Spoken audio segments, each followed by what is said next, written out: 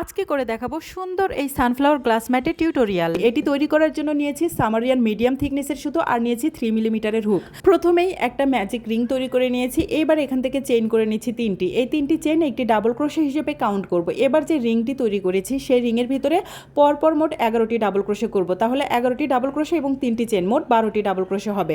অফলাইনে সবগুলো করে তারপরে ফিরছি। সবগুলো করে নিয়েছি। এবার রিংটাকে এভাবে টেনে ছোট করে নিলাম। এবার 3 নাম্বার যে চেইনটি আছে সেই 3 নাম্বার চেইনের ভিতরে একটা স্লিপ স্টিচ দিয়ে রাউন্ডটাকে জয়েন করে দিলাম। এখান থেকে শুরু করছি পরের রাউন্ড। তো তিনটি চেইন করে নিচ্ছি। এই তিনটি চেইন একটি ডাবল ক্রোশে হিসেবে কাউন্ট করব। এবার যে ঘরে তিনটি চেইন করেছি সেই ঘরের ভেতরে একটি ডাবল ক্রোশে করছি। তাহলে হলো দুইটি ডাবল ক্রোশে। এবার তার পরের যে ঘর বা স্টিচ আছে সেখানেও কি করব, পরপর মোট দুইটি ডাবল ক্রোশে করব। এরকম করে এই রাউন্ডে প্রত্যেকটা স্টিচের ভিতরে দুইটি করে ডাবল ক্রোশে করব। তাহলে সবগুলো স্টিচে দুইটি করে ডাবল ক্রোশে করলে মোট 24টি ডাবল ক্রোশে হবে। অফলাইনে প্রত্যেকটি ঘরের ভিতরে দুইটি করে ডাবল ক্রোশে করে মোট 24টি ডাবল ক্রোশে করেছি। এবার প্রথম যে তিনটি চেইন করেছিলাম 3 নাম্বার চেইনের ভিতরে স্লিপ স্টিচ দিয়ে জয়েন করে নিয়েছি। এবার আবারও তিনটি চেইন নিলাম। তিনটি চেইন নিয়ে যে ঘরে তিনটি চেইন করেছি ঠিক সেই ঘরের ভিতরে একটি ডাবল ক্রোশে করলাম। তাহলে হলো একই ঘরে দুইটি ডাবল ক্রোশে। এবার তার পরের যে ঘর আছে সেখানে করছি একটি ডাবল ক্রোশে।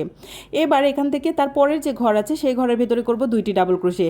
এবার তার পরের যে ঘর আছে সেই ঘরের ভিতরে করব একটি ডাবল ক্রোশে। অর্থাৎ এই রাউন্ডে একটি করে ঘরে দুইটি ডাবল ক্রোশে, তার পরের ঘরে একটি, আবারও দুইটি, আবার তার পরের ঘরে একটি, এভাবে করে পুরো রাউন্ডটি কমপ্লিট করেছি। তো এই রাউন্ডে হয়েছে মোট 36টি ডাবল ক্রোশে। 3 নাম্বার চেইনের ভিতরে স্লিপ স্টিচ দিলাম আর একটি স্লিপ স্টিচ দিয়ে সুতোটা কেটে নিলাম।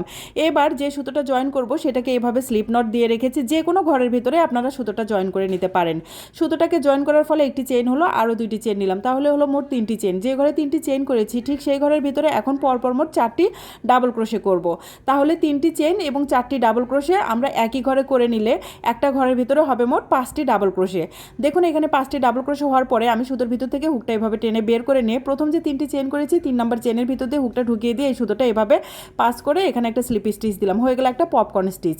তারপরে এখান থেকে 3টি চেইন করে নেব। নিয়ে পরের যে ঘর আছে সেই ঘরটা বাদ দিব। বাদ দিয়ে তার পরের ঘরের ভিতরে একইভাবে একটা পপকর্ন স্টিচ তৈরি করব। অর্থাৎ একই ঘরের ভিতরে প্রথমে 5টি ডাবল ক্রোশে করে নেব, তারপরে একটা স্লিপ স্টিচ দিয়ে একটা পপকর্ন স্টিচ তৈরি করে নেব। দেখুন এখানে আমার 5টি ডাবল ক্রোশে হয়ে গিয়েছে। এবার সুতোটা বের করে একদম প্রথম যে ডাবল ক্রোশে আছে তার মাথায় এভাবে হুকটা ঢুকিয়ে দিয়ে এই সুতোটা টেনে এভাবে বের করে নিয়ে এখানে একটা স্লিপ স্টিচ দিয়ে পপকর্ন স্টিচ করলাম। তারপরে আবারও 3টি চেইন করব, একটি ঘর বাদ দিয়ে তারপরের ঘরে এই পুরো রাউন্ডটা মূলত আমরা এভাবে করব। একটা ঘরে পপকর্ন স্টিচ করব, তারপরে 3টি চেইন নিয়ে একটি ঘর বাদ দিয়ে তার পরের ঘরের ভিতরে আবারও একটা পপকর্ন স্টিচ তৈরি করব। এরকম করে এখন এই পুরো রাউন্ডটাই আমি অফলাইনে কমপ্লিট করব। অফলাইনে পুরো রাউন্ড কমপ্লিট করার পরে দেখুন একদম প্রথম যে আমাদের পপকর্ন স্টিচ ছিল তার ভিতরে একটা স্লিপ স্টিচ দিয়ে এই রাউন্ডটাকে জয়েন করে দেব।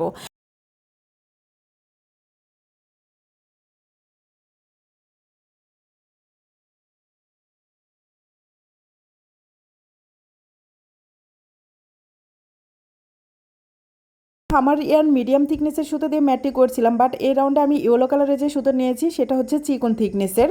তো এর সাথে আমি 3 মিলিমিটারের হুকটা ব্যবহার করব না। এর সাথে আমি এখন নিয়েছি 2.5 মিলিমিটারের হুক। তবে আপনারা যদি সেম থিকনেসের সুতো দিয়ে করেন তাহলে কিন্তু সেম হুক দিয়ে করতে পারেন।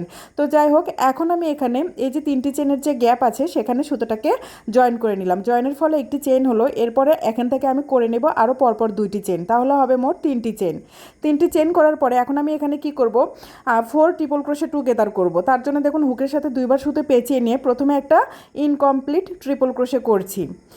এবার আরও একটি ইনকমপ্লিট ট্রিপল ক্রোশে করে নিচ্ছি। তাহলে হলো 2টি ইনকমপ্লিট ট্রিপল ক্রোশে।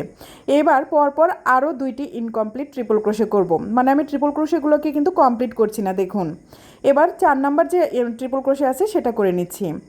এটাও ইনকমপ্লিট করলাম। এইবার এই সবগুলোকে মানে হুকের উপর যতগুলো সুতো আছে সবগুলোর ভেতর দিয়ে আমি কি করব, এই সুতোর লুপটা টেনে বের করে নেব। তাহলে হলো আমার এখানে 4 ট্রিপল ক্রোশে টুগেদার। এবার এখান থেকে চেইন করে নিলাম আমি 3টি চেইন করার পরে এই যে আমি যে টুগেদার করেছি তার মাথায় যে একটি সুতোর লুপ আছে তার ভিতরে একটা স্লিপ স্টিচ দিয়ে একটা পিকট তৈরি করে নিলাম।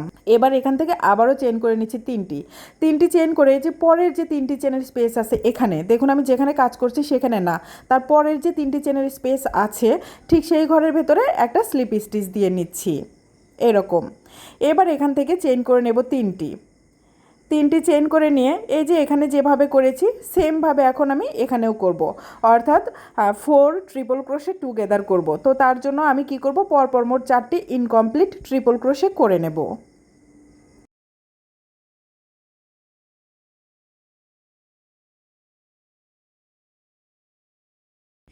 4 নাম্বার ইনকমপ্লিট ট্রিপল ক্রোশেটা করে নিয়ে এবার এই যে হুকের উপরে যতগুলো সুতোর লুপ আছে সবগুলোর ভিতর দিয়ে টেনে বের করে আমি এখানে 4 ট্রিপল ক্রোশে টুগেদার করেছি। তারপরে 3টি চেইন করে এই যে টুগেদারের মাথায় যে একটি সুতোর লুপ আছে এর ভিতরে একটা স্লিপ স্টিচ দিয়ে একটা পিকট তৈরি করে নিলাম।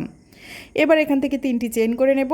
3টি চেইন করে এই যে পরের যে 3টি চেইনের স্পেস আছে সেখানে একটা স্লিপ স্টিচ দেব। দেখুন এরকম হচ্ছে। এবার এখান থেকে কি করব, আবারও একইভাবে 3টি চেইন নেব। 3টি চেইন নিয়ে সেমভাবে মানে এই দুইটি যেভাবে করেছি সেভাবে এখানেও করব। 4 ট্রিপল ক্রোশে টুগেদার করব, তারপরে 3টি চেইন নিয়ে পরের ঘরে একটা স্লিপ স্টিচ দিব। এভাবে করে এই পুরো রাউন্ডটাই কিন্তু আমি কমপ্লিট করব। যতগুলো 3টি চেইনের ঘর আছে প্রত্যেকটি ঘরের ভেতরে কিন্তু এখন আমি এরকম করে একটা করে পাপড়ি তৈরি করে নেব। তো অফলাইনে সবগুলো করে তারপরে ফিরছি। সবগুলো করে নিয়েছি। এখন একদম প্রথম যেই ঘরে আমরা পাপড়ি তৈরি করেছিলাম ঠিক সেই ঘরের ভেতরে একটা স্লিপ স্টিচ দিয়ে নিচ্ছি। এবার আরেকটা স্লিপ স্টিচ দিয়ে সুতোটাকে কেটে নিচ্ছি। ব্যাস তৈরি হয়ে গেল।